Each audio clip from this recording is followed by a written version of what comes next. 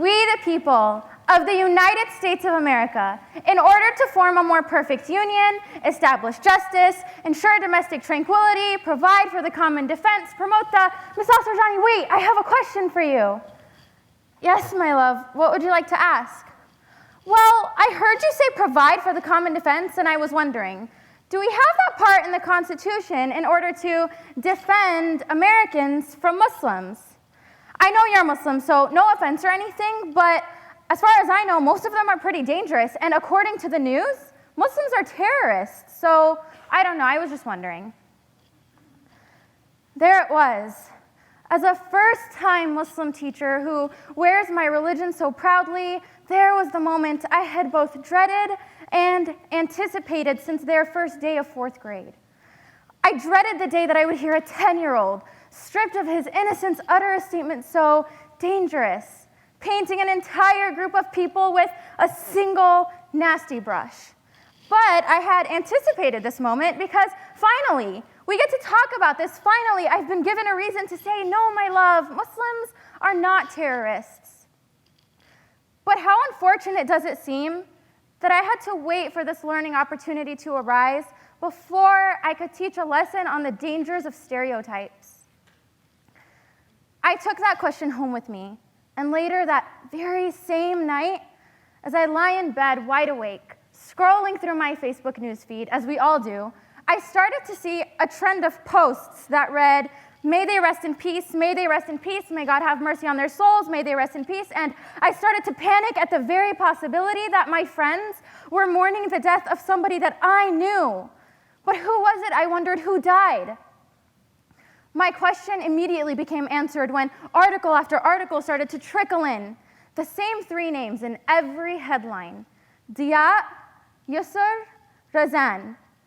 3 young Muslim students murdered in their own home by a white man over a parking dispute. I hope nobody here actually believes that this could have happened over a parking dispute. These innocent lives were robbed by Islamophobia and white supremacy. Upon hearing this devastating news, my mind immediately traced back to my 4th grade student and the question he had asked me just hours earlier.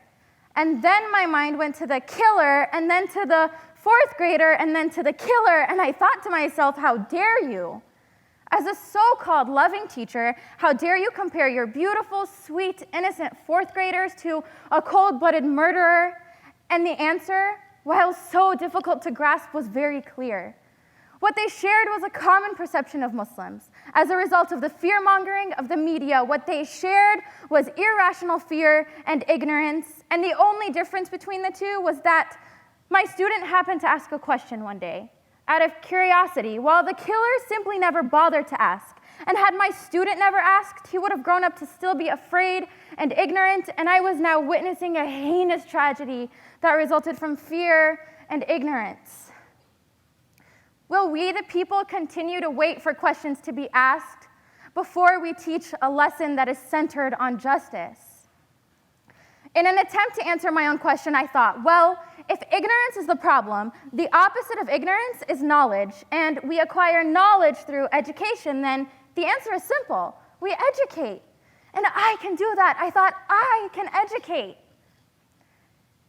Yesterday marked 1 year since the Chapel Hill school shooting, which means that yesterday marked 1 year since a 10-year-old suggested to me that Muslims were terrorists, and yesterday marked 1 year since I came to understand the power of truly and proactively educating. By not waiting for questions of injustice to be asked before I tell my Black students that Black lives matter, and my Latino students that their lives matter, and my Muslim students that their lives matter, and my white students, I will tell my white students that Black, Latino, and Muslim lives matter, not because white lives don't matter, but because no one has ever challenged the reality that they do.